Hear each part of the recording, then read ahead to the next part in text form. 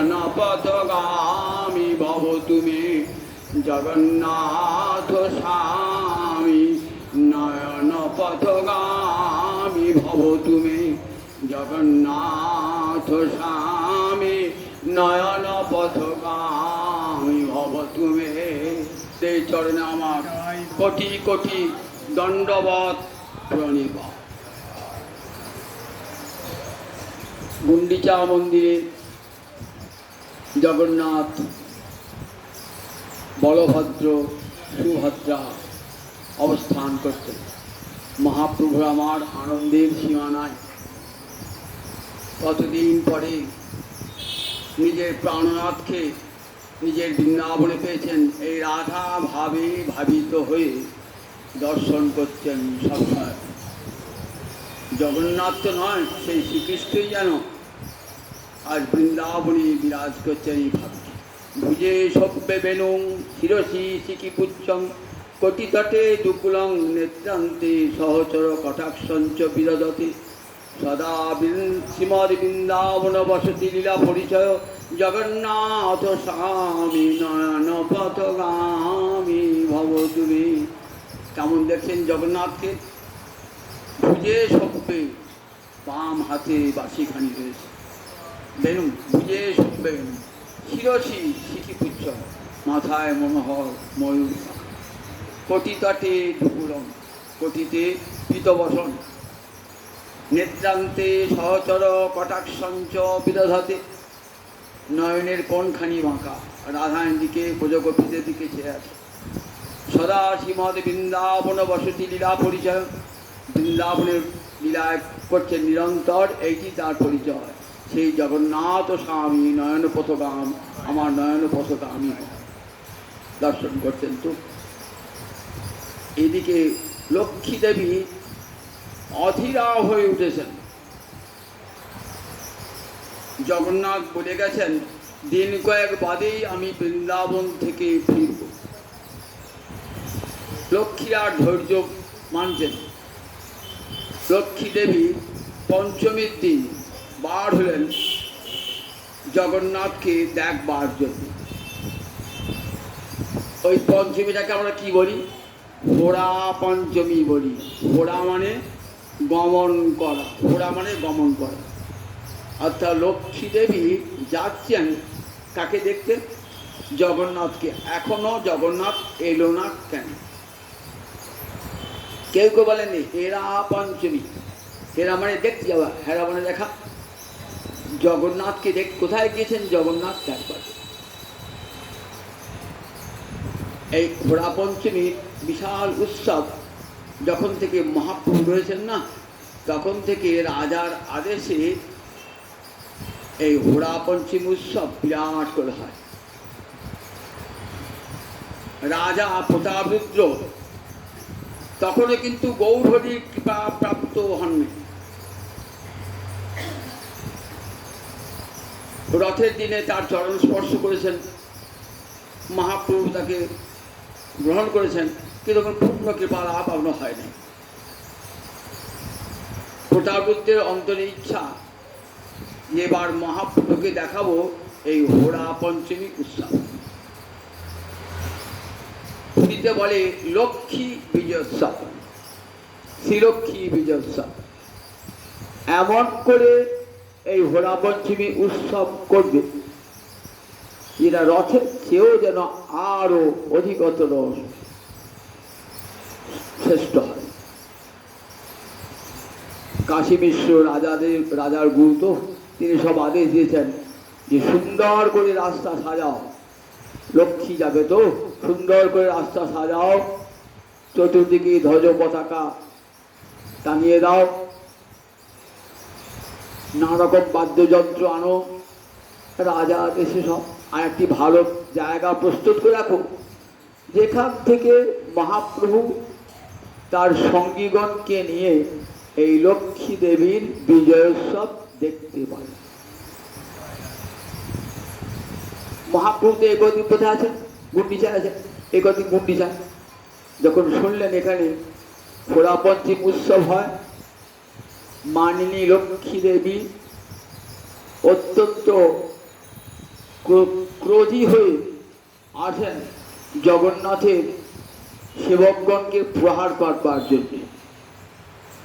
খুব ইচ্ছে লাগবার দেখবো মানিনী লক্ষ্মী দেবীর মূর্তিটা একবার দেখবো কেমন।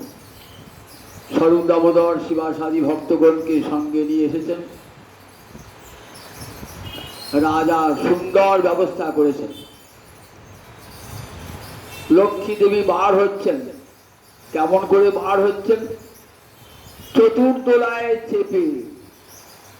আগে কত দাস দাসী চলেছেন লক্ষ্মী দেবীর জয়গান করতে করতে, ধ্বজ পতাকা উড়িয়ে। পিছনে চলেছেন কত দাস দাসী চলেছেন লক্ষ্মীকে সেবা করবার জন্য। লক্ষ্মী দেবী নানা বসন ভূষণে সজ্জিত, নানাবিধ অলঙ্কারে সজ্জিত, চতুর্দোলায় চেপে চলেছেন। কারো হাতে পানের রেকাবি, কারো হাতে জলধারী, কারো হাতে চামড়। এমনি করে লক্ষ্মী দেবীকে সেবা করতে করতে পথে চলেছেন। মহাপ্রভু অবাক হয়ে দেখছেন। লক্ষ্মী দেবী বলছেন, যাচ্ছা সর্বদাবরণ, কৃষ্ণ ব্রজে গেলেন, লক্ষ্মীকে সঙ্গে নিলেন না কেন? লক্ষ্মীকে সঙ্গে নিলেই তো আর লক্ষ্মীর মনে কোনো কষ্ট থাকতো না। লক্ষ্মীকে নিলেন না কেন? স্বরূপ দামোদর বলছেন যে প্রভু, বৃন্দাবন লীলায় লক্ষ্মীর অধিকার নাই। আপনারা সবাই জানেন যে বৃন্দাবনে বিল্লবনে লক্ষ্মী এসে তপস্যা করেছেন। কেন তপস্যা করেছেন? রাস বিহারী কৃষ্ণকে লাভ করবার জন্য। লক্ষ্মী যে গোবিন্দকে সবসময় পেয়েছেন, লক্ষ্মী যে গোবিন্দ পেয়েছেন সে গোবিন্দ শঙ্খ চক্র গদা পদ্মধারী মূর্তি। সে গোবিন্দ নাচে, রাসে নাচে না। সে গোবিন্দ বাঁশিও বাজায় না। কিন্তু বাঁশি বাজানো শ্যাম সুন্দর শিখি বিচ্ছ কুঞ্জা বিভূষণ গোপদেশ ত্রিভঙ্গিম মুরলী বদন। এই রূপ দেখে লক্ষ্মী চিত্ত চঞ্চল হয়ে উঠেছিল। তাই বৃন্দাবনে এসে শিলরণা যদ বাঞ্ছনা, যে চরণ বাঞ্ছা করে বৈকুণ্ঠের ঐশ্বর্য পরিত্যাগ করে বৃন্দাবনে বিল্লবনে কঠোর তপস্যা করেছিলেন, তথাপি রাস বিহারী গোবিন্দের কৃপা পান নাই। কেন পান নাই? রাস বিহারী গোবিন্দের কৃপা পেতে গেলে গোপী অনুগতি বিনা ব্রজেন্দ্র নন্দন, গোপী অনুগতি বিনা ব্রজেন্দ্র নন্দন ভজিলেও না হয় পায় ব্রজেন্দ্র নন্দন। গোপী অনুগতি বিনা, অর্থাৎ গোপীর আনুগত্য ছাড়া এই ব্রজেন্দ্র নন্দন, এই গোপবেশ বেণুকর গোবিন্দকে পাওয়া যাবে না। লক্ষ্মী দেবী তিনি কি গোয়ালিনীর আনুগত্য স্বীকার করতে পারেন? বৈকুণ্ঠেশ্বরী কত ঐশ্বর্য অধিষ্ঠাত্রী দেবী, তাই তিনি বিল্লবনে কঠোর তপস্যা হচ্ছে। আজও বৃন্দাবনে সেই বিল্লবন রয়েছে। রাসের অধিকার নাই, বৃন্দাবন লীলায় তার অধিকার নাই। তা বলেন, দেখো লক্ষ্মীর এত অধীরা হওয়ার কারণ কি রয়েছে? কারণ লক্ষ্মী না গেলেও সুভদ্রা তো গিয়েছে, বলদেব তো গিয়েছে, এবং সুভদ্রা তাকে সবসময় চোখে চোখে রাখবে। তা বললেন, দেখো গৌরহরি, প্রেমবতীর এই তো স্বভাব। কান্তের ঔদাস্য লেশে তার কি হয়? মান ও কৌটিল্য দেখা দেয়। কান্তের ঔদাস্য মানে উদাসীনতায় নায়িকার অন্তরে, প্রেমবতী নায়িকার অন্তরে মান দেখা দেয়। উজ্জ্বল নীলমণিতে রূপ গোস্বামীপাদ বলছেন, 9টা রসের মধ্যে সিঙ্গার রস সর্বশ্রেষ্ঠ রস। সিঙ্গার রস কাকে বলে? কৈশোর বয়সে নর নারীর পরস্পরের যে মিলনের ইচ্ছা জাগ্রত হয়, তারই শাস্ত্র নাম সিঙ্গার রস, বৈষ্ণব শাস্ত্রে মধুর রস। এই সিঙ্গার রসের দুটো প্রান্ত। একটা প্রান্তে আছে সম্ভোগ, আর একটা প্রান্ত আছে বিপ্রলম্ভ। সম্ভব মানে মিলন, আর বিপ্ল মানে বিরহ। বিপ্লম্বের চারটে ভাগ: পূর্বরাগ, মান, প্রেম বৈচিত্র্য, প্রকাশ। এই চারটেকে বলা হয় বিপ্রলম্ভ। বিপ্রলম্ভ মানে কি বললাম? বিরহ। বিপ্লব মানে বিরহ। সম্ভব মানে মিলন।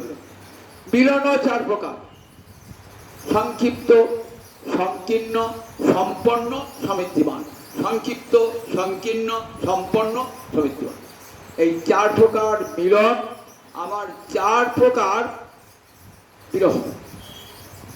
পূর্বরাগে প্রথম দেখা হয়েছে পরস্পর ভালোবাসা রতির যা সঙ্গমাত পূর্বং দর্শন শোভনাদি যা তয়োর উন্মিলতি প্রাজ্ঞৈ পূর্বরাগ সব উচ্চতে। রতির যা সঙ্গমাত পূর্বং, মিলন হয় নাই, কিন্তু মিলনের পূর্বে পরস্পরের দর্শন হয়েছে এবং তাদের কথা বাঁশি, তাদের নাম কোন রূপ শ্রবণ হয়েছে। ফলে নায়ক নায়িকার অন্তরে যে ভালোবাসা জাগ্রত হয়েছে তার নাম পূর্বরাগ। মিলনের পূর্বে যাহা তাহা পূর্বরাগ, মিলনের পরে যাহা তাহা অনুরাগ। এই পূর্বরাগ দশা এটা একটা বিরহ দশা। পূর্বরাগে দেখবেন সব গানগুলোই পূর্বরাগে সব বিরহ, কারণ তখন তো মিলনের ক্ষেত্রে কত বাধা, গুরুজনের বাধা, শাস্ত্রের বাধা, সমাজের বাধা। কাজে প্রিয়জনের সঙ্গে, কাঙ্ক্ষিত প্রিয়জনের সঙ্গে মিলন হতে পারছে, ফলে বিরহ বোধ করছে।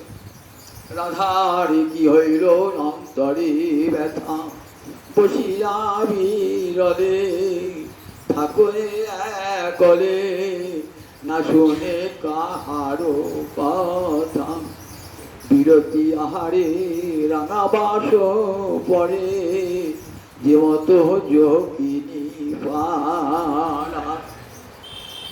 এইসব বৈষ্ণব পদকর্তারা না এসব রসনিষ্কাশন করেছে। শ্রীমদ্ ভাগবত থেকে, ভাগবতের রসশাস্ত্র কেমন দেখুন। রাধানী যমুনা করে কৃষ্ণ দর্শন করেছেন, দর্শন করে গোবিন্দকে ভালোবেসেছেন। ভালোবেসে ভাবছেন মিলনের পথে তো অনেক বাধা, আমি তো কোনোদিনই শ্যামের সঙ্গে মিলতে পাবো না, কিন্তু আবার মন যে চাইছে তার সঙ্গে মিলনাকাঙ্ক্ষায় উদ্বেল ফুটেছে। রাধার কি হইল অন্তরে ব্যথা, অন্তরে বড় দুঃখ পাচ্ছে, বসিয়া বিরলে ঠাকুরে করে না শুনে কাহারো কথা। সখীরা ডাকছেন, ওরে রাধানী, ওরে রাধানী। রাধানী কোনো কথা বলছে। বিরতি আহারে রাঙাবাস পরে যে মতো যোগিনী পারা। রাধানী খাওয়া দাওয়া ত্যাগ করেছেন, রঙিন বসন করেছেন, ঠিক যোগিনীর মতন। চাহে মেঘ পানে কি কহে দু হাত তুলি। দু হাত তুলে মেঘের পানে, কৃষ্ণের সঙ্গে মেঘের বর্ণের মিল আছে তো, তাই ওই মেঘ দেখে ভাবছে ওটি বুঝি কারা, ওটি আমার স্বামী সত্য। এটি পূর্বরাগ দশা। তারপরে যখন মিলন হয়, মিলনের পর কি দেখা যায়? মান ও কৌটিল্য। এটা একটা বিরহ। মান ও কৌটিল্য। অহেরিব গতি প্রেম্ন স্বভাব কুটিলা ভবে। অহেরিব, ওহে মানে সাপ। সাপ কখনো সোজা যায় না, এঁকে বেঁকে এগিয়ে বেড়ে যায়। বলে প্রেমের গতি কেমন? অহেরিব গতি, ওই সাপের মতো গতি, একবার এদিকে একবার, কখনো সুখ কখনো দুঃখ নানা রকম দেখা দিচ্ছে। এই যে প্রেমের গতি, অহেরিব গতি। প্রেম মাঝে মাঝে কৌটিল্য এনে দেয়। সাপের যেমন কুটিল গতি, তেমনি প্রেমেরও গতি কুটিল। এই কৌটিল্য দশা কি করে? এই যে মান, বলে প্রেমেরই বর্ধক, প্রেমকে আরো বৃদ্ধি প্রাপ্ত করে। গভীর প্রেমে মান দেখা দেয়। দম্পত্য ভাব একত্র, শতটি অনুরক্ত, সাভিষ্ট শেষ ভিক্ষাদি মান ইত্যুচ্যতে। উজ্জ্বলের মধ্যে রূপ বলছেন, কাকে মান বলে? দম্পতি, নায়ক নায়িকা বা স্বামী স্ত্রী একত্র রয়েছেন, পরস্পরের প্রতি গভীর ভালোবাসাও রয়েছে, কিন্তু কোন প্রকারে হয়তো কান্ত অর্থাৎ প্রাণনাথ কোনো প্রকারে ঔদাসীন্য দেখিয়েছে, উপেক্ষা করেছে, তখনই সঙ্গে সঙ্গে নায়িকার চিত্তে মানের উদ্ভব হয়ে যায়। তখন নিজের অভিষ্ট যে আস্তে আলিঙ্গন বা বৃক্ষ তাকাবে না পর্যন্ত, নায়কের দিকে তাকাবে না, তাকাবে বাঁকা বাঁকা চোখে তাকাবে, কথাও বলবে বাঁকা বাঁকা। সাবিষ্ঠা শ্রীশভিক্ষা আদি নিরোধী মান ইত্যুচ্যতে। তা মানে দেখা যায় কেমন হয় না, বিরোহিনী সত্যভামার মান দেখেছি আমরা দ্বারকায়, কিরকম মান, মানিনী নিরুৎসাহে ছাড়ে বিভূষণ ধরণীতে বসি করে নখেতে লিখন। সত্যভামা যখন মানিনী হয়েছেন না, তখন ভালো বসনও পড়েন নাই, অলঙ্কারও পড়েন নাই, সাজের নয় গোজের নাই, বিরোহিণী দশায় কেমন রয়েছেন, ধরণীতে বসে নখে আঁচড় কাটছে। আর লক্ষ্মী দেবীর কেমন মান, লক্ষ্মী দেবী যাচ্ছেন চতুর্দোলায় চেপে, উত্তম বসন ভূষণে সজ্জিত হয়ে চলেছেন, সঙ্গে কত দাসী কত সেবিকা, কেউ পানের রেকাবি, কেউ জলধারী, কেউ চামর, কেউ ব্যজন নিয়ে চলেছেন। লক্ষ্মী জয়গান করতে করতে চলেছেন কোথায়, গুন্ডিচা মন্দিরের দিকে। এখনো এলো না কেন বৃন্দাবন থেকে? যারা কৃষ্ণকে শাসন করবেন, আবার কৃষ্ণকে যারা নিয়ে গেছেন না, তাদেরকে শাসন করবেন বলে ক্রুদ্ধ হয়ে চলেছেন। মহাপ্রভু এই লক্ষ্মীর এই রূপটা দর্শন করে হাসছেন, বলছেন দেখো গো স্বরূপ দামোদর, এ আবার কিরকম মান? আমরা মানের কথা শুনেছি, মানিনী নিরুৎসাহে ছাড়েন বিভূষণ ধরণীতে বসি করে নখেতে লিখন। সত্যভামা যখন মানিনী হতেন। আবার শোনো, বৃন্দাবনে ব্রজরমণী যে মান করতেন, সে মানটা কেমন স্বরূপ দামোদর বলো তো? তখন স্বরূপ দামোদর বলছেন ব্রজের মান রসের নিধান, ব্রজের মান তার তুলনাহীন, তুলনা নাই ব্রজের মানে। রাধারানীর যে মান, সে মান ললিত মান, সে মানে কৃষ্ণ প্রেম আরো বর্ধিত হয়ে যায়।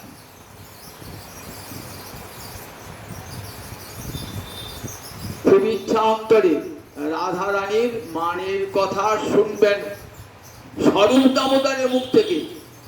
স্বরূপ দামোদর মহাপ্রভুর অত্যন্ত প্রিয় অন্তরঙ্গ। কে ছিলেন বলখিনি? ইনি বিশাখা ছিলেন, ব্রজে বিশাখা, রায় রামানন্দ ললিতা, স্বরূপ দামোদর বিশাখা। বিশাখা ছাড়া, ললিতা ছাড়া রাধারানীর মানের কথা কে জানবে? তাই স্বরূপ দামোদর বলো ব্রজের রসের মানের কথা বলো। তখন বলছেন ব্রজের মান কেমন জানো? বলে শতধারা নদী যেমন ঠিক সেই রকম। ব্রজেতে কত কোটি কোটি গোপী, আর কোটি কোটি গোপীর চিত্ত ভিন্ন ভিন্ন, তাদের স্বভাবও ভিন্ন ভিন্ন, আর মানও ভিন্ন ভিন্ন। আমরা উজ্জ্বল নির্মল দেখেছি 360 প্রকার নায়িকার কথা উজ্জ্বল নির্মলতি রূপসাই বলছেন, 360 প্রকার নায়িকা। তাহলে 360 প্রকার নায়িকা, এই প্রত্যেক প্রকারের চিত্ত আলাদা। কেউ প্রখরা, কেউ প্রবলভা, কেউ মৃদু, কেউ ধীরা, কেউ অধীরা, কেউ ধীরা ধীরা, কেউ মুগ্ধা, কেউ মধ্যা, কেউ প্রবলভা, কেউ বামা, কেউ দক্ষিণা। এইরকম করে শত কোটি গোপী, তাদের মনের বিচিত্র ভাব, বিচিত্র ভাব। আর সেইভাবে তারা কি করতেন? গোবিন্দকে রস আস্বাদন করাতেন। গোবিন্দের কখন যাব ইচ্ছা বুঝতে পারতেন। কৃষ্ণ বাঞ্ছা পুত্তিরূপী করে যারা ধনে, অতএব রাধিকা নামে পুরাণে বাখানে। রাধাই নামটা কেন হলো? কৃষ্ণ বাঞ্ছা পুত্তিরূপ করে আরাধনে। তার জীবনের একটাই আরাধনা। কি আরাধনা? কেমন করে কৃষ্ণের বাঞ্ছা পূর্ণ করব। রাধারানীর মনের ভাব কৃষ্ণ ছাড়া আর কেউ জানতেন না। তাই রাধারানী গোবিন্দ কখন মান পছন্দ করছেন কখন করবেন না এটা রাধারানী বুঝতে পারতেন। সখীদের কাছে বলতেন, সখীদের এক এক রকম ভাব, গোপীদের এক এক রকম ভাব। ধীরা নায়িকা কেমন মান হয়? ধীরা ধীরাকান্ত দূরে দেখি করে প্রত্যুত্থান, নিকটে আসিলে করে আসন প্রদান। ধীরা নায়িকা কি করেন না, ধীরা নায়িকা দূরে থেকে কান্তকে দেখলে পরে কি করেন, উঠে দাঁড়ান, বসবার আসন দান করেন, প্রিয় যদি আলিঙ্গন প্রার্থনা আলিঙ্গন দান করেন, আর হৃদয়ে কোপ মুখে কঠোর বচন। হৃদয়ে কোপ আছে, বাইরে ভালো করে কথা শুনে দেন, এটা ধীরা নায়িকার লক্ষণ। অধীরা পরিসই বাক্যই নিরস্যের প্রিয়ম বল্লভঙ্গের রুষা। আর অধীরা নায়িকা একবারে কঠোর বাক্যে কি করেন, তার প্রাণাস্পদকে প্রত্যাখ্যান করেন। কঠোর বাক্যে কন্নদ বলে তারে করে ভৎসন। যখন কথা বলেন না, কানের দুল দুটো উৎপলানো হয়েছে সেদিন নড়ে, এমন করে কথা বলছেন অধীরা। কন্নদ বলে তারে। আর ধীরা ধীরা কভু স্তুতি, কভু নিন্দা, কভু উপহাস। কখনো কখনো স্তুতি করে, আসুন গো মহারাজ এসেছেন, করলেন আমার, কখনো নিন্দা, কোথায় ঘুরে বেড়াচ্ছিলেন ইত্যাদি। আবার কখনো উপহাস, অন্যজনকে ভালো লেগেছিল তাই এখানে আসতে ইচ্ছে ছিল না বুঝি, এরকম কভু স্তুতি, কভু নিন্দা, কভু উপহাস। আর বক্রবাক্যে কখনো কখনো পরিহাস করে। বক্রবাক্য মানে কথাগুলো বাঁকা বাঁকা। এই জগতে মনে করেন দম্পতি স্বামী স্ত্রীর মধ্যে মান এসতো, তার স্ত্রী হয়তো স্বামীর সাথে কথা বলবে না, কি বলছে, খেতে পারবো না, খাওয়ার সময় হয়েছে, দেরি হয়, কাপড় পাশে কাপড়টা পরে কাপড়টা কাজ দিয়ে কাচতে দেরি হয়, বলবে না কাপড়টা কাচতে দাও, খাও, বলবে না, বাঁকা বাঁকা কথা, বক্রোক্তা। ঠিক সেরকম বক্রোক্তি বলছে ধীরা ধীরা কি বলে, বক্রোক্তি বাক্যেতে ভগবানকে কখনো উপহাস করে, কখনো বা স্তুতি, কখনো বা নিন্দা, কখনো বা উপহাস করে। আবার মুগ্ধা মধ্যা প্রবলভা বলেন, মুগ্ধা নায়িকা তারা কেমন, তারা মান করতে জানেন না। মুগ্ধা নায়িকা তারা কি করে, মান হয়ে পড়ে, কান্ত যদি তাদেরকে উপেক্ষা করে, তারা কি করেন, মুখে বস্ত্র আচ্ছাদ্য করে কাঁদতে থাকে। মুগ্ধা প্রথম যৌবন আপন্ন হয়েছেন যারা, তারা মুগ্ধা নায়িকা। মধ্যা তখন যৌবন অবস্থায় উপস্থিত হয়েছে। মধ্যা তারা কি করেন বলে, মধ্যা নায়িকা মান করতে জানেন এবং তারা মানের সমস্ত বৈদগ্ধি তাদের জানা আছে। আর প্রবলভা বললেন, তারা বক্রোক্তির দ্বারা তারা কি করেন, নিজের প্রাণবল্লভকে উপেক্ষা করেন, ভর্ৎসনা করেন। রাধারানী কার মধ্যে পড়েন বললেন, রাধারানী বামা নায়িকা দুটো ভাগে, বামা আর দক্ষিণা। বামা নায়িকা রাধারানী দলে যা রয়েছে, ললিতা বিশাখা সব বামা নায়িকা। আর চন্দ্রাবলীর পক্ষে যুদ্ধে যারা আছে সব দক্ষিণা নায়িকা। বামা নায়িকা কি হয় না, তারা মানেতে কঠোর, মান ভাঙিবে না, চরণে পড়লে তবে মানটা ভাঙবে। রাধারানী কেবল কঠোর মান, কিছুতেই মান ভাঙবে না, মান করে বসে আছে রাধারানী। তো সখীরা বলছে, দেখ এবার কৃষ্ণকে জব্দ করবে, যখন কৃষ্ণ আসবে না, দেখ বলে, ঠিক ঠিক রে, আমি প্রতিজ্ঞা করে জানিস তো, কৃষ্ণ এলে পরে তার মুখটা দেখবো না। দ্বিতীয় প্রতিজ্ঞা বললেন, তার সঙ্গে তার অঙ্গ স্পর্শ করবো না। তৃতীয় প্রতিজ্ঞা, তার সঙ্গে কথা বলবো না। ঠিক তো? ঠিক তো? তিনটে প্রতিজ্ঞা মানতে পারবি তো? তিনটে প্রতিজ্ঞা, কৃষ্ণের মুখ দেখবে না, কৃষ্ণের অঙ্গ স্পর্শ করবে না, কৃষ্ণের সঙ্গে কথা বলবে না। তিনটে প্রতিজ্ঞা, দেখিস প্রতিজ্ঞা ভাঙবে না কিন্তু। ঠিক দেখ, কৃষ্ণ আসুন, সাথে করুন। কৃষ্ণ এসেছেন, রাধারানী তো অনুমতি নাই কৃষ্ণের কাছে, রাধারানীর কাছে যাবার। কুঞ্জে সেজে বসে আছে রাধারানী, কতক্ষণ অপেক্ষা করছেন, কৃষ্ণ আসেন নাই। রাধারানী এখন খণ্ডিতা নায়িকা, বলছেন যাও কৃষ্ণকে এখানে প্রবেশাধিকার দিবি, সব সুখে মন্দির, হ্যাঁ দেখবি আমরা ঢুকতেই দেবো না কৃষ্ণকে। কৃষ্ণ এসেছেন তো, বলছে একবার কুঞ্জেশ্বরীর সঙ্গে দেখা হবে না? তা বলছে না, অনুমতি নাই। একবার বলো না, আমি কুঞ্জেশ্বরীর সঙ্গে আবার দেখা করতে চাই। না না না, যাও, কুঞ্জেশ্বরী অনুমতি না পেয়ে দেখা হবে। রাধারানীর কাছে অনুমতি নিয়েছেন। রামে ঠিক আছে, যায় আসুক। রাধারানী কাছে যখন গিয়েছেন না, সখী মঞ্জুর দাঁড়িয়ে দেখছে রাধারানী কি করে, প্রতিজ্ঞা রাখতে পারে কি না পারে। বলেছেন কৃষ্ণ বদন দেখবো না। দেখি রাধারানী কতক্ষণ কৃষ্ণ বদন না দেখে থাকতে পারে। দাঁড়িয়ে আছেন কৃষ্ণে, একবার অপূর্ব মনোহর বেশি গোবিন্দ দাঁড়িয়ে আছেন। তো গোবিন্দের দিকে নয়ন একবার না ফিরে থাকতে পারে? রাধারানী কি করেছেন, সখীদের সামনে তাকাতেও পারছেন না, লজ্জা লাগছে, কি করছেন, নয়নটি বাঁকিয়ে দিয়ে শ্যাম সুন্দরকে দর্শন করছেন। সখীরা বলছে, হ্যাঁ রে রাধারানী সুজা বসছিলি, নয়নটা বেঁকে গেল কেন হঠাৎ? বেঁকে গেল কেন? ওই বাঁকাকে দেখবার জন্যে, ওই বাঁকা রায়কে দেখবার জন্যে নয়নটা বাঁকালি। দেখ, তুই প্রতিজ্ঞা রাখতে পারলি, একটা প্রতিজ্ঞা তোর ভেঙে গেল। বেশ, দ্বিতীয় প্রতিজ্ঞা, তার সঙ্গে কথা বলবি না তো, এই দুটো থাকে যেন। বলে ঠিক আছে, এই দুটো, একটা প্রতিজ্ঞা আমার ভঙ্গ হয়ে গেছে, আর দুটো হবে। এবার গোবিন্দ সাদাসাদি করছে। দেখবেন জয়দেবের গীত গোবিন্দে কৃষ্ণ এসেছে রাধারানীর কাছে, দেখছে রাধারানী কিছুতেই মান ভাঙছে না। তখন কি বদসি যদি কিঞ্চিদপি দন্ত রুচি কৌমদি হরতি দরতি মিরমতি ভোরং হে রাধে হরতি দরতি মিরমতি ঘোরং স্ফুরদধর শির হবে তব বদন চন্দ্রমা রোচয়তি লোচন চকোরং। ওগো রাধারানী, একবার হেসে কথা বলো না, একবার বলো আমার মনে যে বিরহের অন্ধকার, সে অন্ধকার দূর হবে কি করে?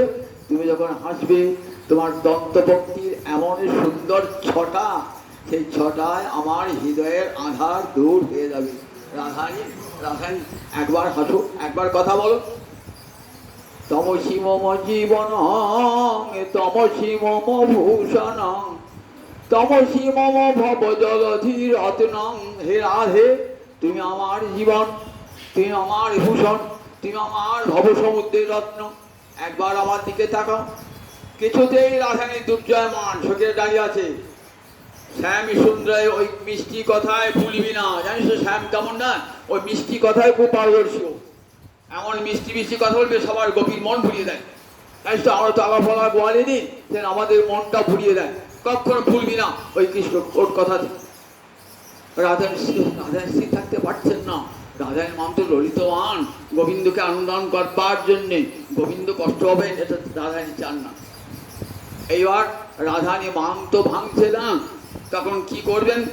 তখন গোবিন্দ রাধারানীর চরণ প্রান্তে দাঁড়িয়ে বলছেন, দেখো, সরগর খণ্ডন মম শিরসি মণ্ডন দেহি পদ পল্লবমি উদার।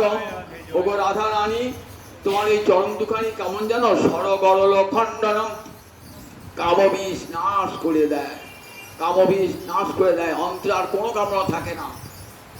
আমার মস্তকের ভূষণ স্বরূপ তোমার এই চরণ কমল, ওই চরণ কমল দুটি আমাকে দাও, আমার মস্তকে দাও। বলে চরণ যে স্পর্শ করতে যাচ্ছেন না, তখন রাধারানী গোবিন্দের হাতটি ধরে সরিয়ে দিচ্ছেন। সখীরা তো হো হো করে হেসে উঠলেন, সখীরা হো করে হেসে উঠলেন, বললেন দেখ, ওই তো দ্বিতীয়টা ভেঙে গেল, দ্বিতীয় অঙ্গ স্পর্শ করতে পারবি না বলে। আবার কি বলছে, কথা বলে, যাহি মাধব যাহি কেশব মা বদ কৈতব বাদ। যাও যাও মাধব, যাও যাও কেশব, তোমার তোমার কৈতব কথা, কপট কথা শুনি না। তিনটে প্রতিজ্ঞায় রাধারানী ভেঙে গেল। দুর্জয় মানিনী রাধারানী লিখেছেন তো, এই রাধারানী মানছেন ললিতমান বলা হয়, রাধারানী ললিতমান। গোবিন্দ রাধারানীর এই মানময়ী মূর্তি দেখছেন, মান গর্বিনী মূর্তি দেখছেন। যে মান গর্বিনী মূর্তি তিনি রাম অবতারে সীতার মধ্যে দেখতে পান নাই, বৈকুণ্ঠে লক্ষ্মীর মধ্যে দেখতে পান নাই। অন্তরে গোবিন্দ প্রেম বুভুক্ষু রসরাগ, অশেষে বিশেষে রস আস্বাদন করবেন বলি নিজের বাম অঙ্গ থেকে রাধারানী হতে কোটি কোটি গোপী তাদের সঙ্গে তাদের প্রেম আস্বাদন করবেন। অর্থাৎ ভগবান নিজেকেই নিজে আস্বাদন করছেন কত প্রকারে। রাধারানীও যত প্রকারে তাকে গোবিন্দকে সুখ দান করছেন। বিংশতি ভাব অলঙ্কারে সেজে থাকে রাধারানী সব সময় গোবিন্দকে আনন্দ দান করবার জন্যে রাধারানীর বিংশতি ভাব অলঙ্কার। আমাদের উজ্জ্বল নির্মণিতে রূপ গোস্বাইপাদ রাধারানীর এই 20 প্রকার ভাব অলঙ্কারের কথা বর্ণনা করছেন। রাধারানী তো এই অলঙ্কার সোনা অলঙ্কার পড়েন না, অষ্টসাত্ত্বিক ভাবটা সব সুদীপ্ত হয়ে যেত সব অন্তরে। একটি ভাবের কথা শোনাই, কিলকিঞ্চিতম ভাব। কিলকিঞ্চিতম ভাব, সেই ভাবটি কেমন বলে, একসঙ্গে যদি 8টা ভাবের উদয় হয়, গর্বাভিলাষ রুদিত স্মিতা সোয়া ভয়ক্রোধং শঙ্করী করুণং হর্ষাৎ কিলকিঞ্চিতম উচ্যতে। গর্বাভিলাষ স্মিতা সোয়া ভয়ক্রোধং, কি কি? গর্ব, অভিলাষ, মধুর হাসি, অসূয়া, রোদন এবং ক্রোধ, এই 7টা ভাব যদি শঙ্করীকরণ অর্থাৎ একত্রে মিলিত হয়ে হর্ষের সঙ্গে মিলিত হয়, তাহলে তাকে বলে কিলকিঞ্চিত ভাব। কিরকম? রাধারানী দান ঘাটে গিয়েছেন, গোবর্ধন যজ্ঞ হচ্ছে, সেই যজ্ঞেতে ঘৃতদান করবার জন্য, হয়ঙ্গবিল দান করবার জন্য বড়াই মা নিয়ে যাচ্ছেন সমস্ত ব্রজগোপীগণকে। রাধারানীকে বার করবার জন্যে যজ্ঞা তো সবসময় প্রস্তুত, যজ্ঞা একটা দুটি রাধা গোবিন্দের মিলন ঘটাতেন তো। তা জটিলা পুটিকা বলে, হ্যাঁ রে দেখো গোবর্ধনের যজ্ঞ হচ্ছে, ওখানে যদি ঘি দান করা হয় না তাহলে কী হবে জানিস, যদি মনোবাঞ্ছা পূর্ণ হবে। চল জটিলা। পুটিলা বলে, আমরা কি যাবো, বয়স সঙ্গে যেতে পারবো না। তাহলে কে যাবে? বাড়ি থেকে যেতে হবে তো, তাহলে এই বউটাকে নিয়ে যান। রাধারানীকে যাচ্ছে, অন্তরে বসো অত, রাধারানীকে নিয়ে যাবেন। দান ছলে ভেটিব কানায়, দানের ছলে গোবর্ধনের ঘাটে দান ঘাটে গোবিন্দ দর্শন হবে, এইটি অন্তরে ইচ্ছা। মাথায় করে চলেছেন, মাথায় করেছেন কৃতের পশোয়া নিয়ে। সুবলকে সংবাদ দিয়ে, সুবলকে, গোবিন্দকে, রাধারানী আসছেন, ব্রজগোপীরা আসছেন জানো, দধি ধূর্ত কৃত ঘোল মাথায় করে। গোবিন্দ গোবৎস চড়ানো বন্ধ করে এসে গোবর্ধনে একটা জায়গায় দাঁড়িয়েছেন। শুল্ক আদায় করবে, পথের শুল্ক তাকে বলতো তা নেই, তখন পথ কর দিতে হতো। যারা ব্যবসা বাণিজ্য করতে যাবে না তাদেরকে পথের কর দিতে হতো। তাই দাঁড়িয়ে আছেন, দাঁড়িয়ে দেখছেন গোপীরা রাধারানীকে। ললিতা বলছে, ওই দেখ ওই কে দাঁড়িয়ে রেখেছিস তো, কে দাঁড়িয়ে আছে বলতে কিনা, ওদের নন্দনন্দন দাঁড়িয়ে আছে, পথ আগড়িয়ে দাঁড়িয়ে আছে, চল আমরা ও পথ দিয়ে যাবো না, অন্য পথ দিয়ে যাবো। গোবিন্দ দেখলেন তার যে পরিকল্পনা ভেসে গেল, তো কোথায় যাবো কোথায় তোমার ঘর, কিসের পসরা তোমাদের মাথার উপর। ও বলেনি যাচ্ছ কোথায়, মাথায় কিসের পসরা তোমাদের, জানো না আমি মহাদানেন্দ্র, এখানে আমাকে পথ শুল্ক না দিয়ে তোমরা যাবে কাম করি, পথের শুল্ক দিয়ে দাও। ললিতা বলছে, এই পথ দিয়ে তো আমরা প্রায় যাতায়াত করি, কোনোদিন তো দেখি না এই পথের শুল্ক দিতে হয়, পথের শুল্ক দিতে হয়। আর তুমি কে গো? তারপরে যাও না, আমাকে কর দিতে হয়। কি কর দিতে হয়? বলছি দেখো, মদনের রাজার চড়ে যে আমি, আমায় দাও যৌবন কর। আমি জানো এই বৃন্দাবনে অপ্রাকৃত মদন মোহন, তার চর আমি, দেখো আমাকে যৌবন দান করতে হয়, যৌবন কর। কোন জিনিসই নাই, যৌবন আমাকে কর হিসেবে নেয়, যৌবন কর হিসেবে নেয়।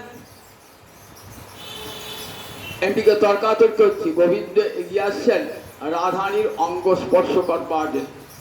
বলছেন দেখো আমাদের রাধারানী রাজনন্দিনী, তার অঙ্গ স্পর্শ করবার ক্ষমতা তোমার নাই।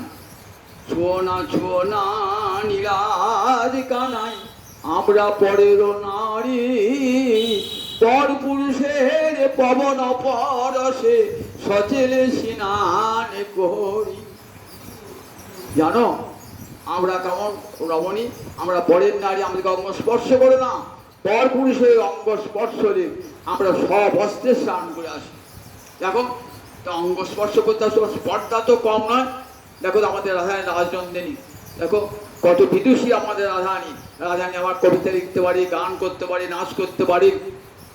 আর তুমি কি বলে বলে গরু চলছে বেড়া, রূপেতে ভ্রমরা গুণে চোরা, বিভব দমনী বসতি গাছে। আহা রূপ কি রূপ আমার রাধার রূপ দেখেছো, তপ্ত কাঞ্চনা গৌরাঙ্গী, আর তুমি একটা কালো ভমরা। রূপেতে ভ্রমরা, আর গুণ তো আর কি, গুণে চোরা। পরের বাড়িতে ননি চুরি করে করে বেড়াই তোমার গুণ, আর রূপ করা তো কালো ভ্রমরের মতো রূপ করে। বিভব ধবলি বসতি গাছে। তোমার সম্পদ কি? আমার রাজা ছেলে, কি সম্পদ তোমার? না কতগুলো ওই শ্যামলী ধবলি, কতগুলো গাভী তোমার সম্পদ। কোথায় থাকো? রাজা সাজক, রাখাতে রাজা সাজক, বসতি গাছে। বিভব ধবলি বসতি গাছে, গাছে বসে রাজাগিরি করো তুমি, তোমার আছে খেতি। জাতিকে গোয়ালে রাখো ধেনু পাল, রাখালিয়া মতি তবু নাই ঘটে। আবার জাতিতে গোয়ালা, আবার মতিটা রাখালিয়া মতি, দেখেছো? রাখো ধেনুপাল সঙ্গে আছে, রাখালি ভাব তোমার তো যায়, তাদের ছেলেকে হরি কি হবে? রাখালি ভাব তো তোমার যায় নাই। আর ঐতিহাসিক কৃষি তর্ক করবার জন্য তারপর দেখো আমার তর্ক করবো যে এগিয়ে আসছো কেন? দেখো হেদে হে ত্রিভঙ্গ ছাড়ো রসরঙ্গ, হেদে হে ত্রিভঙ্গ ছাড়ো রসরঙ্গ, কেন কেন কোলাহল করিছ মিছে। ও হে ত্রিভঙ্গ, রসরঙ্গ ছেড়ে দাও, কোলাহল করো না। দেখো যদি করো বল, যদি শিরে ধারি ঘোল, দিব প্রতিফল জানিবে পিছে। দেখো যদি গোলমাল সৃষ্টি করো না, আমাদের মাথায় ঘোল আছে, মাথায় ঘোল, শিরে ধারি ঘোল। যদি করো গোল শিরে ধারি ঘোল, দিব প্রতিফল জানিবে পাছে। শোনো শোনো হে কালো, যদি চাও ভালো। ও কালো শোনো, যদি ভালো চাও না, ঘনায় ঘনায় কেন আসিছ কাছে? ঘনিয়ে ঘনিয়ে কাছে আসছো কেন? তখন যোগীনাথ যদি কহে, যদুনাথ মথুরার নাথ, জানো না কি রাজা কংস আছে? জানো না মথুরার নাথ রাজা কংস আছে, জানো না? দেখো আমরা এখন কংসকে জানিয়ে দেবো। এমনি করে কত প্রকার রসরঙ্গ হচ্ছে কান ঘাটে। রাধানী তো মিলনের যেন উৎসুকা, গোবিন্দ মিলনের যেন উৎসুক হয়ে রয়েছে। তখন যোগমায়া তো মেলাবেনি, যোগমায়া তো মেলাবেনি। তখন আস্তে আস্তে সখীরা মঞ্জিরা সব দূরে সরে গেলেন, বড়াই বুড়িও দূরে সরে গেলেন। তখন নির্জন স্থানে গিয়ে রাধা গোবিন্দের যখন মিলন হচ্ছে দান ঘাটে, তখন কেমন রাধানী অবস্থাটি তিলকিঞ্চিতং ভাব, তখন রাধানী হয়েছে অন্তস্মেরোদ্দয়োজ্জ্বলা, জলকণ ব্যাকীর্ণ পক্ষাঙ্কুরা। রাধানী তখন কেমন অবস্থাটি হয়েছে দেখুন। রাধানী রাধানী জলকণ বলছেন, জলকণ পক্ষাং জলকণ ব্যাকীর্ণ পক্ষাঙ্কুরা। রাধানীর চোখ দিয়ে জল বার হচ্ছে, জলকণা। অন্তরে অন্তস্মেরত্ব, অন্তরে কিন্তু আনন্দ হচ্ছে খুব গোবিন্দ মিলনে। সে মনে যে আনন্দ হচ্ছে, তার প্রকাশটা চোখের মধ্যে উজ্জ্বল, চোখের মধ্যে ধরা পড়ছে। অন্তস্মেরোত্তয়োজ্জ্বলা জলকণ ব্যাকীর্ণ পক্ষাঙ্কুরা। আবার ভয় আছে তো, তাই চোখের কোণে জল আসছে, সমানে জল নেমেছে। কিঞ্চিত পাঠুর্যাঞ্চলা, আবার ক্রোধ দেখাচ্ছেন। কিরকম? চোখের কোনটা কিছুটা অরুণ বর্ণ ধারণ করেছে, চোখের আগের বার চোখ যেমন অরুণ বর্ণ ধারণ করেছে। রসিকোৎসিক্তা, রসে ভরা নয়ন দুটি, রসিকোৎ পুরো কুঞ্চতি। আবার ভয় আছে, যদি গুরুজন দেখে ফেলায়, চোখটা মধ্যে করে আছে, কুঞ্চিত করে আছে।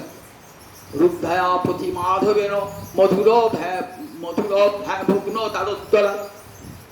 আবার কেমন অবস্থায় দেখো, রুদ্ধায়া পথি মাধবেন, মাধব দাঁড়িয়েছেন, পদ রোধ করে দাঁড়িয়েছেন, রুদ্ধায়া পথি মাধবেন। কেমন বলছি, মধুর ব্যভুগ্ন তারোত্তরা। রাধানী চোখের নয়ন দুটি বেঁকে গিয়েছে, গোবিন্দের দিকে তাকিয়ে আছেন। কি অপূর্ব রূপ তখন রাধারানী। রূপ গোস্বামী রূপমঞ্জিত তো, রাধানীর এই রূপটা দেখছেন, কেমন করে শ্যামের পানে চেয়ে আছেন। এই কিলকিঞ্চিত ভাবেতে কি বলছেন, রাধিকায়া কিলকিঞ্চিত স্তবকিনী দৃষ্টি শ্রিয়ঙ্গ ক্রিয়া। রাধানীর এই যে কিলকিঞ্চিত স্তবকিনী দৃষ্টি, এই দৃষ্টিটা বিশ্ববাসী তোমাদের মঙ্গল করে। একবার রাধারানী অমনি করে আমাদের দিকে তাকান প্রেম ভরে, জগৎজীবে সকলের মঙ্গল লাভ হয়ে যাবে।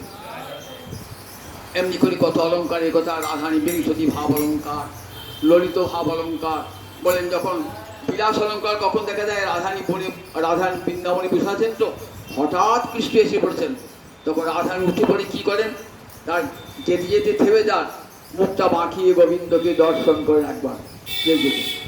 আবার কখনো কখনো ললিত অলঙ্কার যাচ্ছেন রাধারানী যেন কৃষ্ণকে না দেখে যাচ্ছেন, মনটা কিন্তু কৃষ্ণের দিকেই পড়ে আছে। নীল বসনখানি উঠছে, যেন নীল বসন যেন নীল সমুদ্রে ঢেউ উঠেছে। এরকম কত ভাব অলঙ্কারে রাধারানী সেজে থাকেন। এমনি করে কত প্রকার রাধারানী ভাব অলঙ্কারের কথা, তার মানের কথা বর্ণনা করলেন।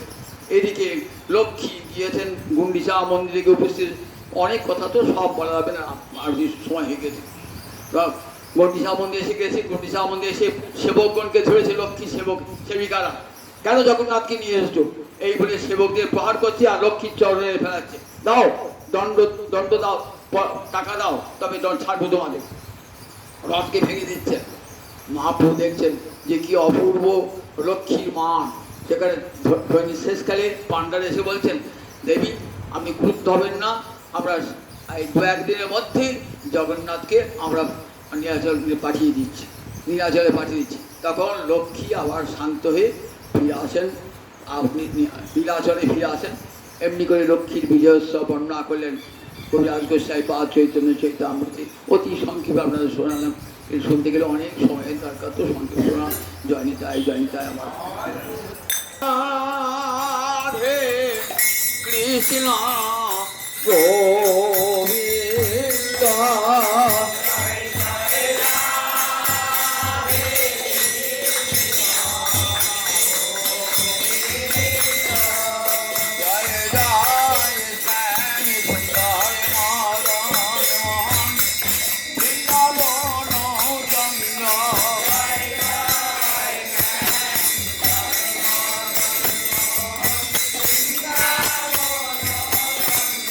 জয় জয় রাধা রমণ রাধি বিহারী গোকুলানন্দ।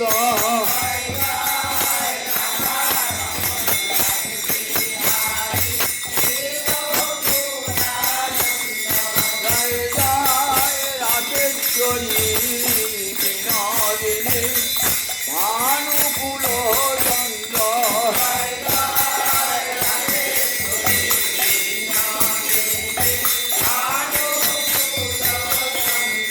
জয় জয় ললিতা বিশাখায়াদি যত সখী বৃন্দ।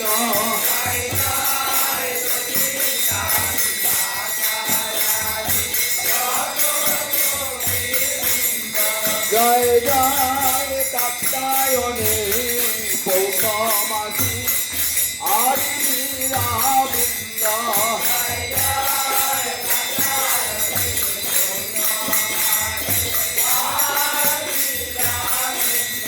জয় জয় শ্রীরূপমঞ্জরী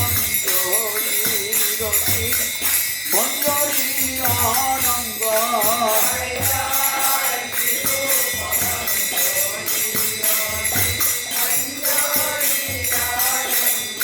জয় জয় পিতা করি দেহ যুগল